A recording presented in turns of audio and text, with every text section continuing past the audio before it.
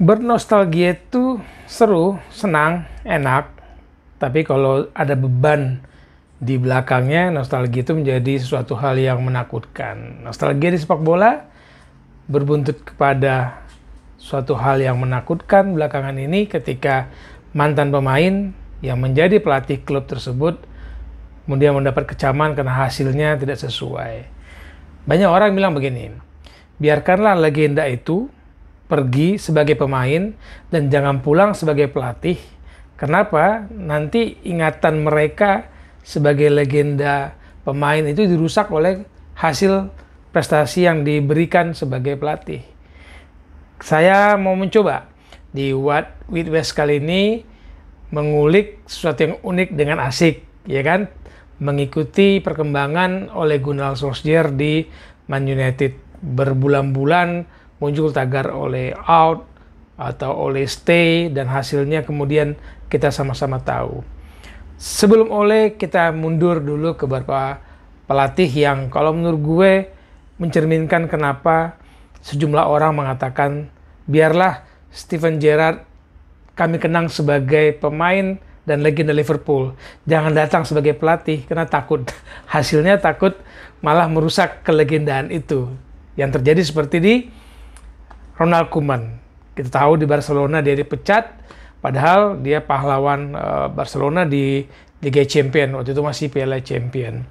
Ada siapa lagi setelah Ronald Koeman yang bermain sebagai pemain Barcelona 1986 sampai 95, ada Frank Lampard. Dan kita tahu hasilnya ketika Lampard dipecat Januari 2021 digantikan Thomas Tuchel, hasilnya Thomas Tuchel membawa Chelsea juara Liga Champions.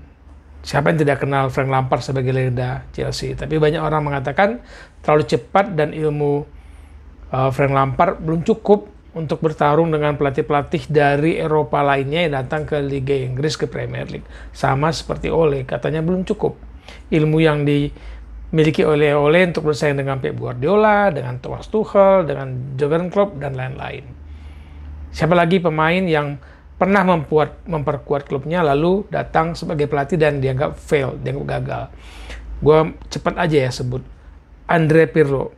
Ingat dong, sebagai pemain Juventus, dia kemudian datang sebagai pelatih hanya sebentar, meskipun mempersembahkan 2 gelar, Coppa Italia dan Supercoppa, tapi dia selesai dalam 52 pertandingan dengan 34 kali menang, 8 kali kalah. Padahal persentase kemenangannya lumayan, 65,3%. Tapi hanya 52 pertandingan dia memimpin Juventus dan dianggap fail, dianggap gagal. Kemudian siapa lagi? Masih dari Juventus ada Ciro Ferrara, back legenda Italia dan jelas legenda Juventus. Dia bermain sebagai pemain Juventus 1994 sampai 2005. Tapi dalam pertandingan sebagai manajer, sebagai pelatih Juventus setelah sebelum sempat menjadi asisten 2 kali ya, asisten pelatih dia 2005-2006, lalu 2008-2009, dan dia menjadi pelatih 2009 dan 2010. Persentase lumayan sebenarnya, 50% kemenangan dari 30 pertandingan. Tapi itu nggak cukup untuk sekelas Juventus. Nah, dari Juventus kita pindah ke Milan. Clarence Seedorf pernah membela AC Milan 2002 sampai 2012. Kemudian dia menjadi pelatih hanya Januari sampai Juni 2014. 22 pertandingan, menghasilkan 11 kemenangan, berarti mencapai 50% lah ya. 2 kali seri dan 9 kali kalah. 4 bulan manajemen Milan mengatakan cukup Seedorf, ganti dengan Filippo Inzaghi, mantan pemain Milan juga. Inzaghi bermain mirip-mirip dengan Seedorf 2001 sampai 2012. Inzaghi memimpin Milan dalam 40 pertandingan, hanya kemenangannya di bawah Seedorf, 35% dari total 40 pertandingan itu. Hanya 14 kemenangan dibawa oleh Inzaghi sebagai manajer atau sebagai pelatih Milan. Oke, pindah ke, kalau kalian masih ingat, Thierry Henry atau Thierry Henry, orang ngomong begitu, mantan pemain Monaco, meskipun kemudian orang kenal sebagai mantan Arsenal gitu ya, atau Barcelona, Juventus, tapi dia pernah kembali ke Monaco sebagai pelatih di 2018-2019. Thierry Henry menjadi pemain Monaco tahun 1994-99 sebelum keluar dari Prancis ke Italia. Di dalam 20 pertandingan sebagai pelatih Monaco, berapa kemenangan? Cuma 4. 4 dan 11 kali kalah. Wajar lah ya. Henry kemudian diselesaikan dalam peringkat 19 Monaco yang dipimpin, kemudian cukup bagi Henry untuk memimpin AS Monaco. Setelah itu siapa lagi? Kita pindah ke Inggris.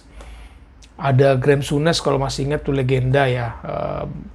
Mungkin pelatih Newcastle yang nggak suka, fans Newcastle nggak suka sama dia. Tapi kita ingat dia sebagai pemain Liverpool dan menjadi pelatih Liverpool. Gagal, termasuk gagal, nggak mudah.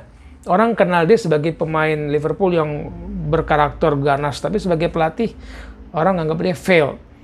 Meskipun Graham Souness mempersembahkan Piala FA waktu dia melatih Liverpool, Piala FA 91-92, tapi nggak cukup. Graham Souness hanya memimpin Liverpool 91 sampai 94. Siapa lagi di Inggris? Alan Shearer. Alan Shearer pernah menjadi caretaker sebenarnya di Newcastle, klub yang membesarkan namanya, melegenda di Newcastle, tapi dalam posisi sebagai caretaker nggak terlalu bagus ya. Dipilih pada saat April Mop, 1 April 2009, orang kaget, wah caretakernya Alan Shearer. Tapi posisi dia menggantikan Chris Hughton ketika itu hanya 8 laga, 1 kemenangan dan 2 kali seri nggak cukup bagi manajemen Newcastle untuk mempertahankan Alan Shearer. Seri menghadapi Stoke City, seri menghadapi Portsmouth waktu itu, hanya sekali menang menghadapi Middlesbrough 3-1. Newcastle degradasi dan Alan Shearer tidak mendapatkan jabatan pelatih tetap.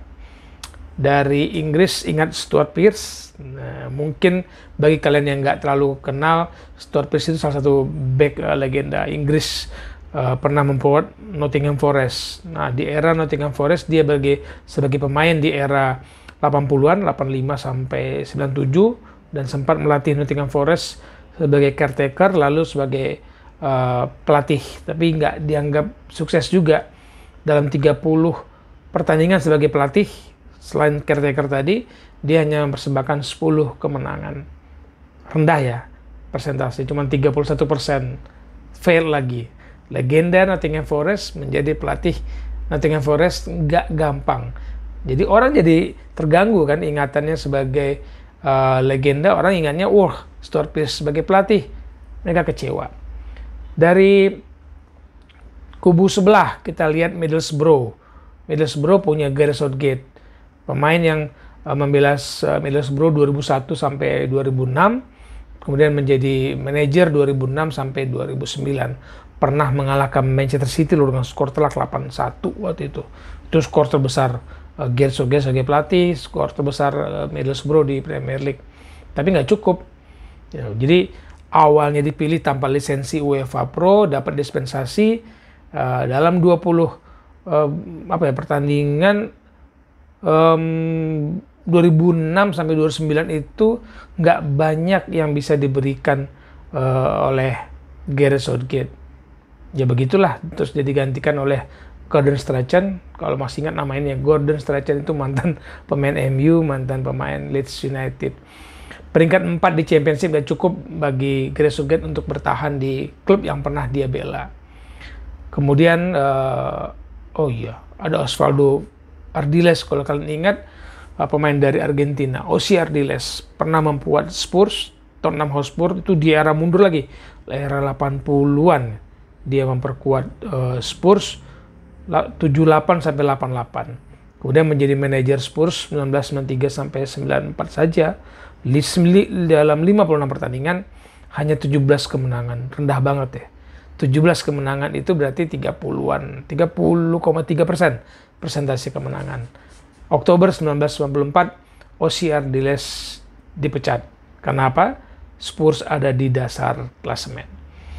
Kita pindah lagi ke tim Middlesbrough lagi. Tadi kan sudah ada Middlesbrough, Gareth Southgate. Nah sekarang yang pernah juga membela MU, pernah membela pernah melatih tim nasional Thailand, tetangga kita. Brian Robson, Robo, kapten MU yang pernah bisa dibilang itu salah satu legenda ya, Kapten Marvel julukannya. Dia memperkuat Middlesbrough 1994 sampai 97. Sebelumnya kita ingat ya, dia menjadi legenda di MU juga 81 sampai 94. Nah, setelah menjadi pemain Middlesbrough, dia langsung menjadi pemain dan manajer tahun 1994 sampai 97 itu. Karena kepemimpinannya sebagai kapten, dia acungin jempol lah, salah satu kapten terbaik di Premier League ketika itu. Dan dari sebagai pemain dan manajer, dia menjadi manajer full 1997-2001. Dianggap berhasil? Enggak juga. Lewat. Orang ingatnya Brian Robson sebagai pelatih yang gagal. Begitu juga di Thailand. Tapi sebagai legenda, sebagai mantan pemain yang pernah membuat Middlesbrough, nggak cukup banyak waktu yang diberikan kepada Brian Robson. Siapa lagi? Sudah banyak tadi ya? Pemain legenda Newcastle yang pernah memperkuat Liverpool, Kevin Keegan. Masih ingat ya, Kevin Keegan dengan karakter pernah rambutnya gondrong gitu. Kevin Keegan kita anggap sebagai pemain Newcastle ya. Pemain Newcastle dan pernah menjadi manajer Newcastle United dan bentrok dengan manajemen Newcastle. Sebagai pemain dia membela Newcastle 1982 sampai 1984. Kemudian dia kembali di hire Januari 2008. Tadi ketika di periode pertama 1997 dia mundur Januari, lalu kemudian dikasih kepercayaan lagi Januari 2008. Persoalan utama menurut gue sih selain bentrok dengan manajemen Newcastle, ketika dia memberikan ban kapten kepada Michael Owen, yang boleh tanya ke fans Newcastle, suka nggak dengan kehadiran Michael Owen, mantan pemain Liverpool, Real Madrid, dia pindah ke Newcastle dan dia cabut ke MU. Dalam 22 pertandingan Kevin Keegan bersama Newcastle di periode keduanya hanya menghasilkan berapa kemenangan? 7 kemenangan, 6 kali seri, 9 kali kalah. Jadi inti dari video ini gue buat bahwa tidak mudah, tidak gampang mantan pemain yang melegenda, jangankan yang nggak melegenda, yang melegenda itu juga susah untuk bertahan sebagai pemain yang dicintai, pemain yang disukai oleh fans ketika dia gagal sebagai pelatih. Jadi kasus Ole Gunnar mengingatkan kita kasus Frank Lampard, Ronald Koeman, ya kan, mantan-mantan pemain yang kembali mencoba keberuntungannya sebagai orang yang dicintai fans ketika dia sebagai pemain dan gagal sebagai pelatih. Dan kita lihat kelompok MU terpecah kan antara Save Ole dan Ole Out. Dan itu di seluruh dunia bermain dengan tagar dua itu. Akhirnya memang ujung-ujungnya menjadi bahan santapan orang. Setiap pertandingan Man United, Ole Gunnar selalu ditunggu.